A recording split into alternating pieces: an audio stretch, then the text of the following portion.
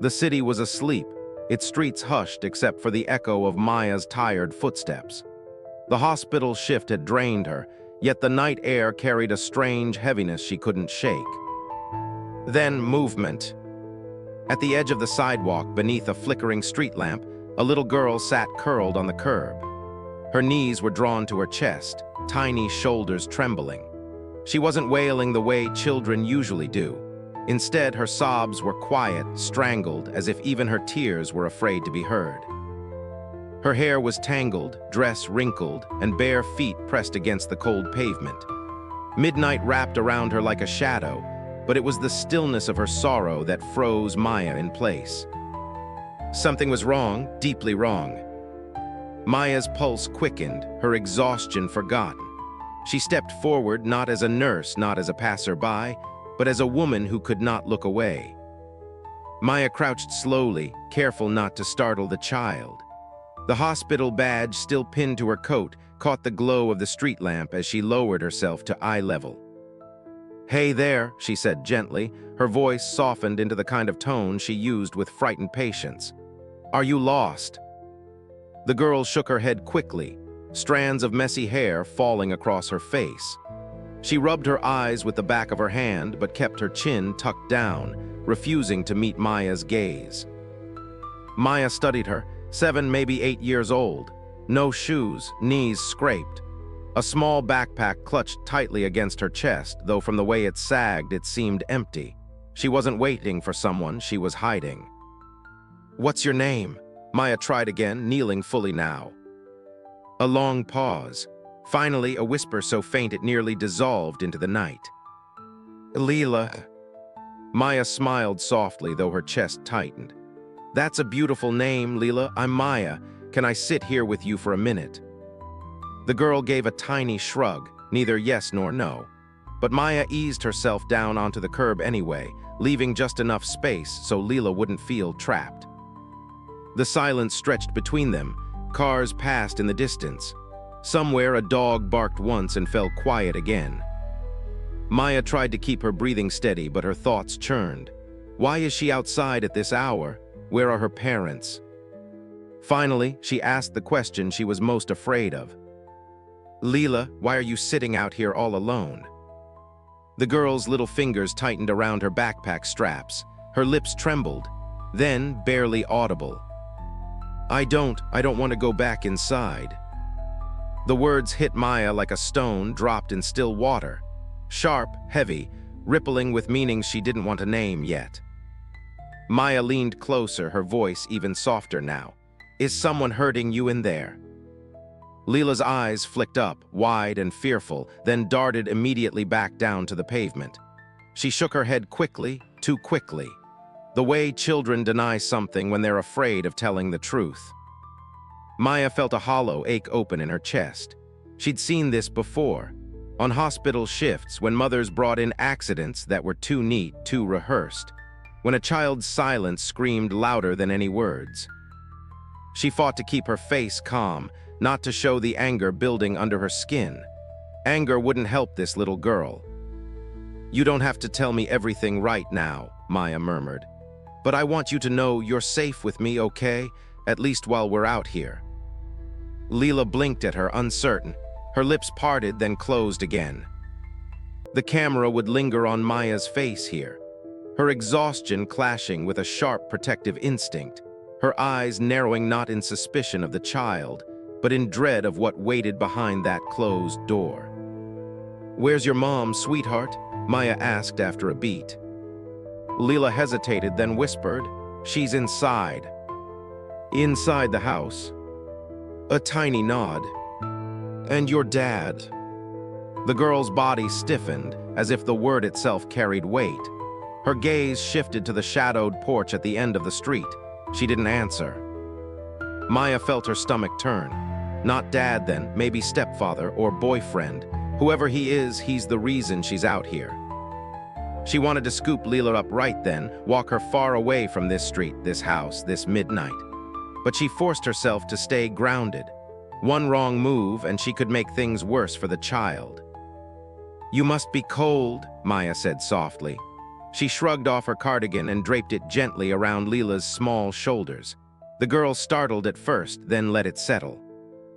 For the first time, Maya caught a flicker of the child's eyes.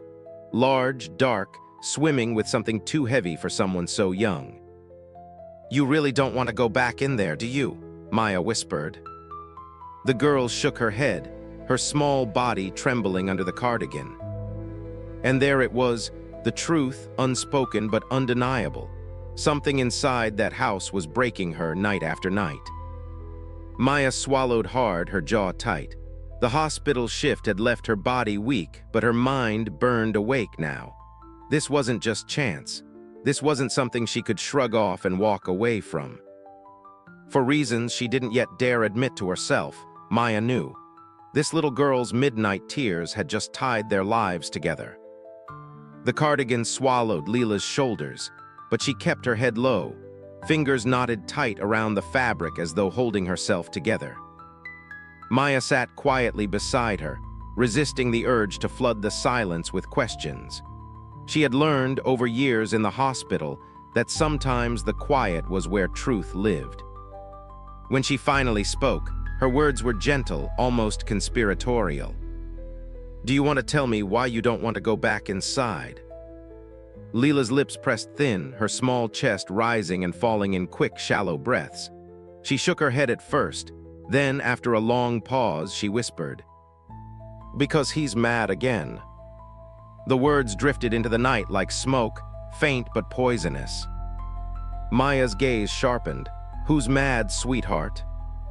The girl's eyes darted toward the darkened house at the end of the street, then back down again. She didn't say the name, just him. Her voice broke on that single word, so heavy it carried its own dread. Maya swallowed, her throat suddenly dry. She wanted to press further to demand clarity, but she forced herself to breathe, to move carefully, as if walking across thin ice. "Is your mom inside with him?" Leela nodded, a single jerky motion. Then, with a trembling whisper, "She's crying, I can hear her, but she told me not to come out. She told me to stay in my room." The air seemed to thicken around them. Maya's stomach clenched, memories stirring in the pit of her chest, memories she had buried under years of scrubs and white hospital corridors. Nights when she, too, had heard her mother's muffled sobs, when the floorboards had shivered under slammed fists. She pushed the memory away and focused on the child. "And you didn't want to stay in your room." Leela shook her head violently. "I do like when he yells too loud, and he breaks things. I don't like the glass sound." Her tiny fingers tugged at the cardigan's sleeve as she spoke. In the glow of the street lamp, Maya noticed the faint discoloration on her arm just below the elbow, yellowed at the edges, purple at the center. A bruise, fading but unmistakable. Her chest tightened. She fought the impulse to gasp or show alarm. Children were quick to notice. She had to stay calm. "Did you hurt your arm, Leela?" she asked, keeping her tone casual. The girl hesitated. Her lips parted, then pressed shut again. She shrugged, eyes fixed on the pavement. It was the kind of shrug that meant yes, but I can't say it. Maya felt her pulse pounding in her temples. She knew this pattern, silence wrapped around fear, a child protecting the very person who hurt them. It wasn't loyalty, it was survival. The street around them seemed unnaturally still, as though the whole night was listening. "Leela," Maya said softly, "I want you to know something. None of this is your fault. Not the yelling, not your mom's tears, not anything he does. Do you understand me?" The child's eyes flickered, uncertain, as though she had never heard those words before. Maya leaned closer, her voice almost a whisper. "And it's not your job to fix it. You don't have to carry it alone." For the first time, Leela's eyes lifted to hers. The look was raw, pleading, as if testing whether this stranger could really be trusted. "Then why doesn't anyone stop him?" Leela's voice cracked. The question stabbed through Maya like glass. She had no easy answer because she had once asked it herself, curled in her childhood bed, ears stuffed with pillows to block out the sound of her father's rage. She blinked hard, steadying her breath.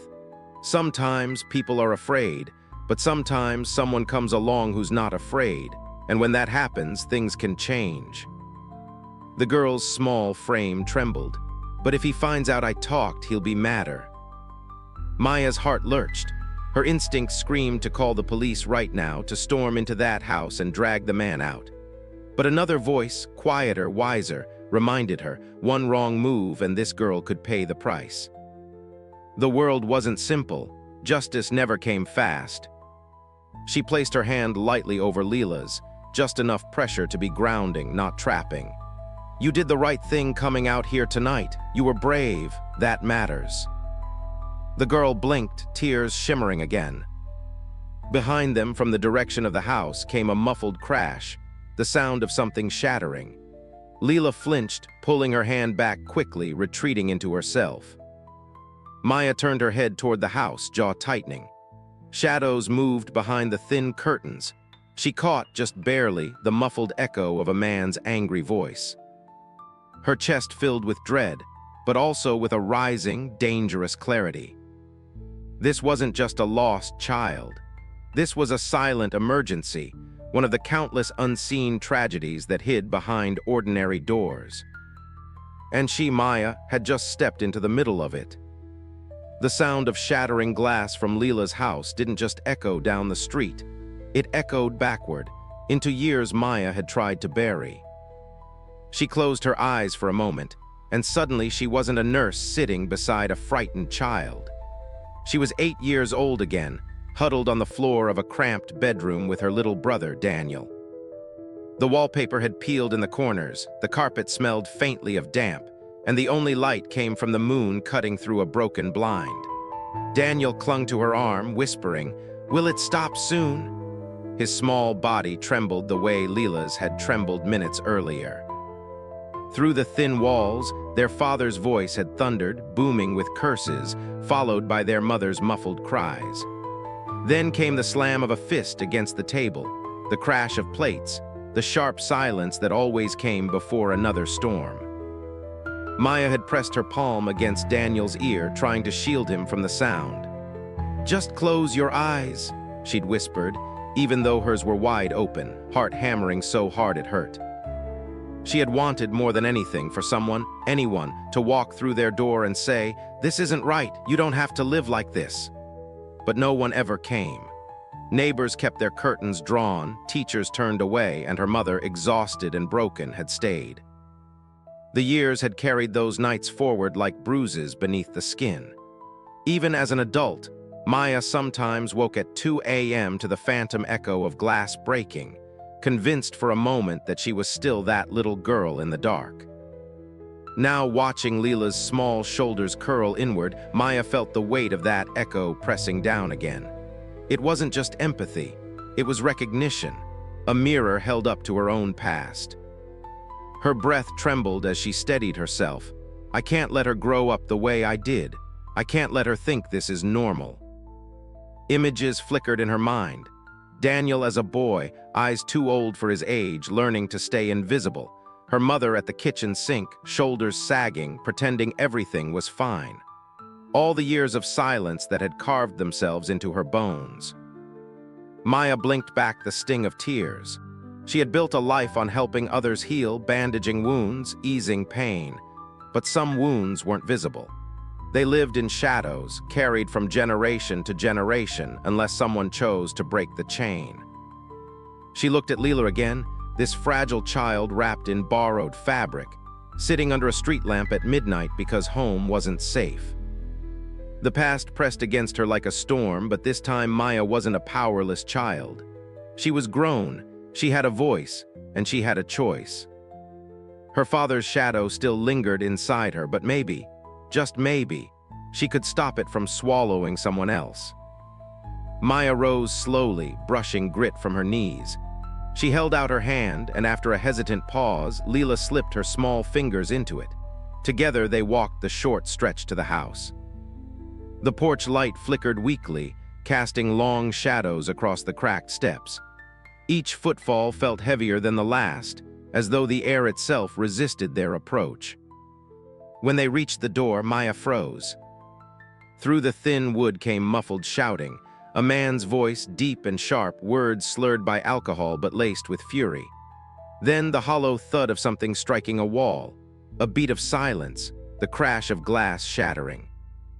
Leela flinched, her tiny hand clutching Maya's tighter. Her breath quickened, chest heaving in shallow bursts. Maya's own chest constricted.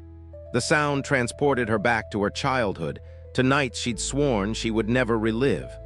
Every instinct screamed at her to protect the girl, to burst inside and stop it.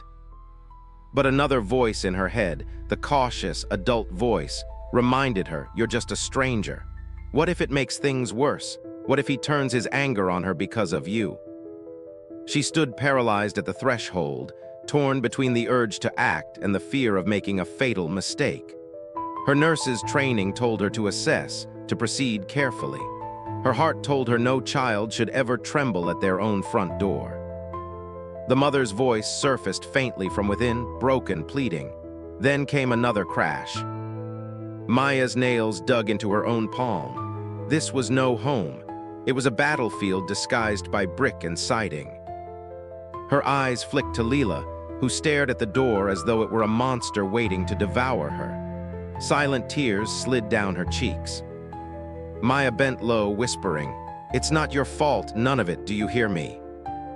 Leela nodded weakly, though her eyes never left the door. Maya straightened, spine stiff. She wasn't sure yet what she would do, but she knew one thing: walking away was no longer an option.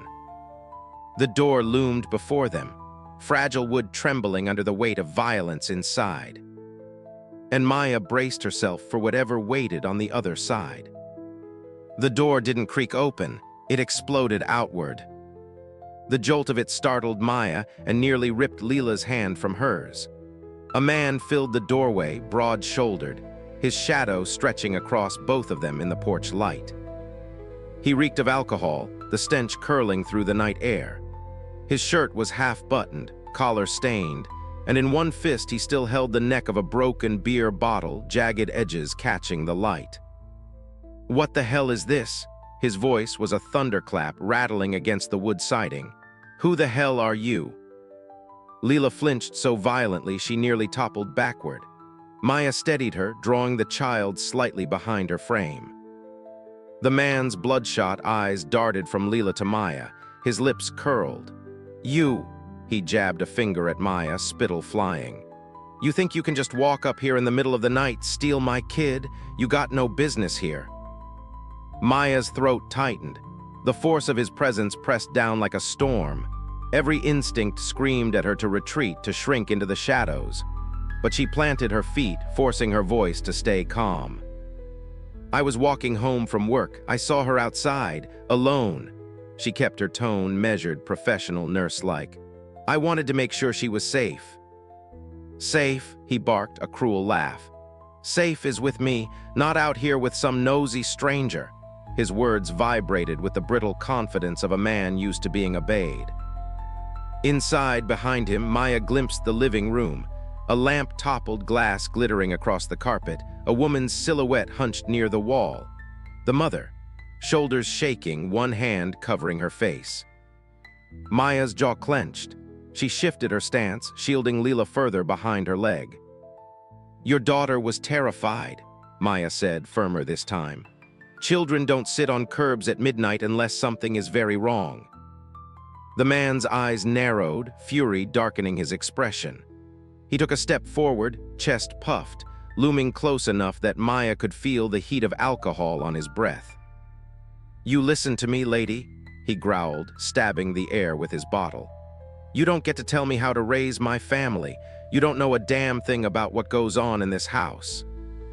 Maya's heart pounded, but she refused to step back. "I know what I saw, and I know fear when I see it." His nostrils flared. For a tense beat, the only sound was Leela's ragged breathing behind her. Then his voice rose, booming, meant to intimidate not just them, but the entire block. "People like you always meddling, thinking you're better than me. But you don't live here, you don't pay these bills, you don't get a say." The mother inside whimpered something soft, desperate, but the man whipped his head toward her. "Shut you, P!" he barked, his voice so sharp it sliced the air. She flinched into silence. The display of power was absolute, not just aimed at Maya but at everyone in his orbit. His dominance was built on volume, on size, on violence held just close enough to keep them frozen. Maya steadied her breath. She had seen men like this before, in emergency rooms, holding wives by the elbow too tightly, spinning stories about accidents. His kind wore intimidation like armor, daring anyone to pierce it. "Leela doesn't look safe," Maya said quietly but firmly, her eyes locked on his. "And neither does your wife." The man's face contorted, a dangerous mix of rage and disbelief. He stepped closer, bottle raised as if daring her to push further. "You better walk away, nurse," he hissed, the word dripping with contempt. "Walk away before I make you wish you had." The threat hung in the air, heavy, suffocating. Leela whimpered, clutching Maya's coat from behind. Maya's body trembled, fear sparking in every nerve. But under it, something steadier burned, the memory of her father's rage, of long nights wishing someone would stand up. She swallowed hard, voice steady. No child should be this afraid of their own home. The man sneered, leaning close enough that his words spat across her cheek. "She's my kid. MY house. You don't get to question me. You don't get to stand here." And in that moment, the injustice was carved into sharp relief. The sheer imbalance of power, the way his size, his voice, his violence had caged an entire family. Maya knew she was standing at the edge of danger, but she also knew one truth with cutting clarity: silence only fed men like him. She straightened, her shoulders squared, meeting his rage with steady eyes. "I'm not leaving her alone," she said, her voice quiet but unshakable. The man's jaw tightened, his face a storm of fury and disbelief. For the first time, his power trembled, not because it broke, but because someone dared not to bow. The porch light flickered again, shadows shifting across the splintered doorframe. The night itself seemed to hold its breath. The man's shadow filled the doorway, heavy and hostile. His chest rose and fell like a bull ready to charge, but Maya did not step back. Instead, she straightened, her voice steady, her hands open at her sides. "I'm Maya," she said evenly. "A nurse from St. Mary's. I found your daughter outside. She said she wasn't feeling well." The words were careful, gentle enough not to provoke, yet sharp enough to plant doubt in his posture. He blinked, his rage stalling for the briefest second. The title nurse was a shield, one he couldn't so easily dismiss. "She's fine," he snapped, his tone rough but less certain. She exaggerates things." Maya tilted her head, her gaze neither hostile nor yielding. "Children don't sit in the cold at midnight unless something is wrong." His jaw tightened. For the first time, it wasn't her who seemed unsettled, it was him. Behind Maya, the little girl pressed against her side, clutching her sleeve. The abuser's voice grew louder, but it wavered. He was unused to resistance, wrapped in calm. Power, after all, often collapses when it meets quiet conviction. Maya's heartbeat thundered in her chest, but her voice remained calm, level, unshaken. "She needs rest and safety. I'll make sure she has both tonight." The man's eyes narrowed, but he took half a step back, caught between bluster and the unfamiliar weight of a woman who would not flinch. For the first time, the doorway no longer belonged entirely to him. From the shadows of the hallway, another figure emerged, thin, trembling, barely upright. The girl's mother.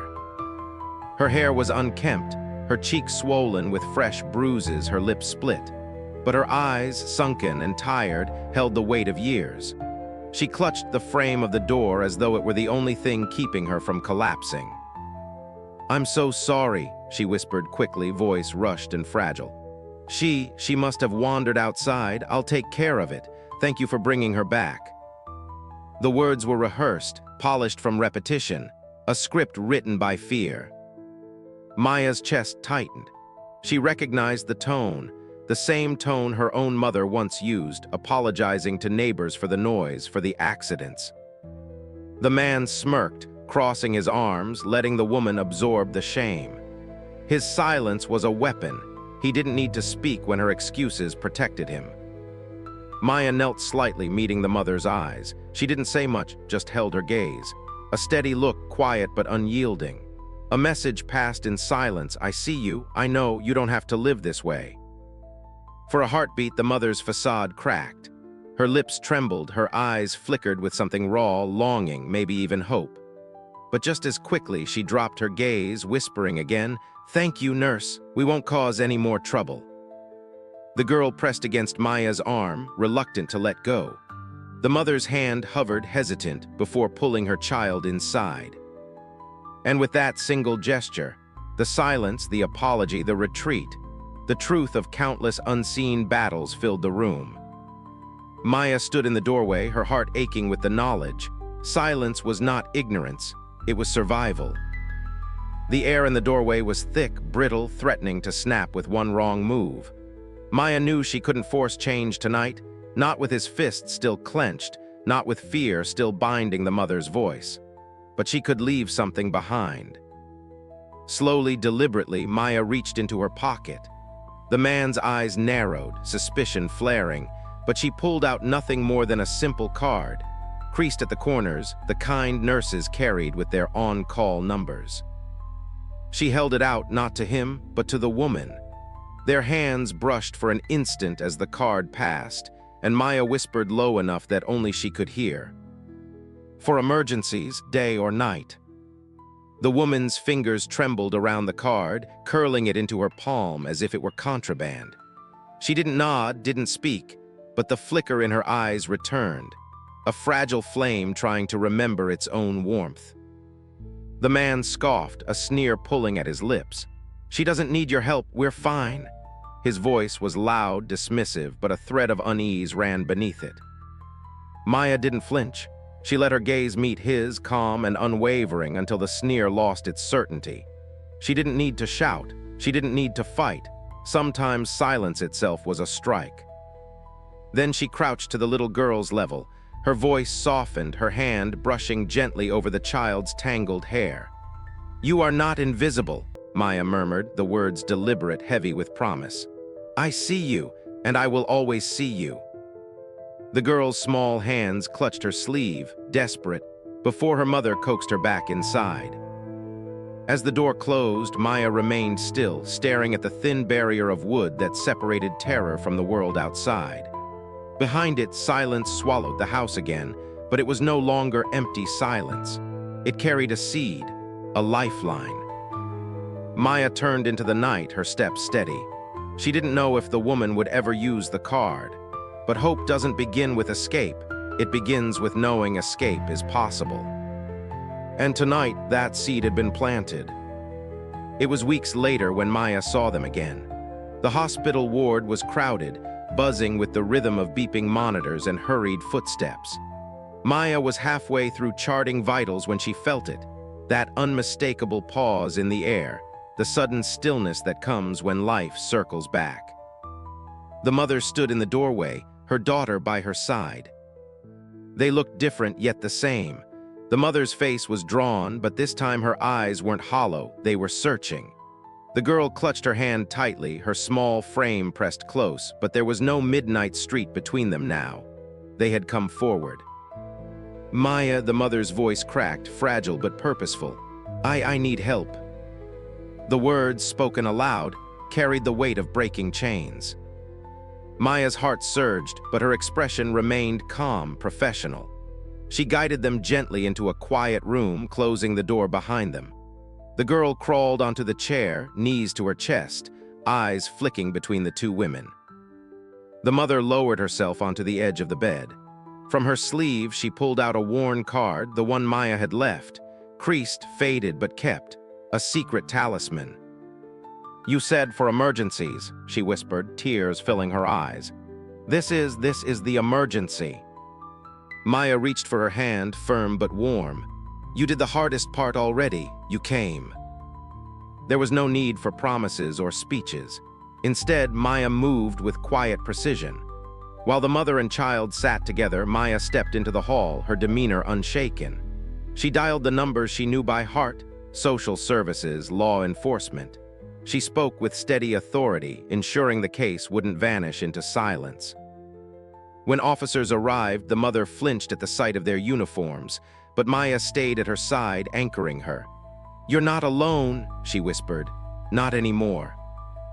It didn't happen with shouting or chaos. The man's name was entered into reports, his history recorded. What he had hidden behind walls and slammed doors was no longer invisible. His power, once absolute within his home, was dragged into the light where intimidation had no shield. For the first time, the girl smiled faintly, watching her mother sign the papers with shaking hands. It wasn't the smile of victory, it was the smile of possibility.